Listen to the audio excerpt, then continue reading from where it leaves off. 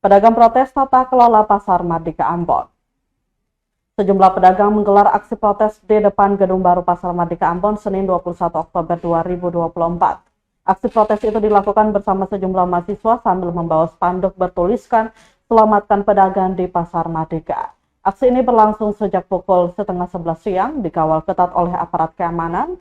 Salah satu pedagang yang tergabung dalam Ikatan Pedagang Pasar Indonesia atau IKP Cabang Ambon, Muhammad Marasabesi, mengatakan aksi digelar menyikapi tata kelola gedung yang amburadul. Marasabesi berharap persoalan ini harus diselesaikan dengan baik agar tidak merugikan pedagang.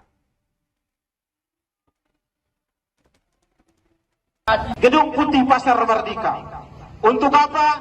Untuk menyampaikan, melanjutkan aspirasi mereka yang hari ini mereka merasa bahwa pemerintah.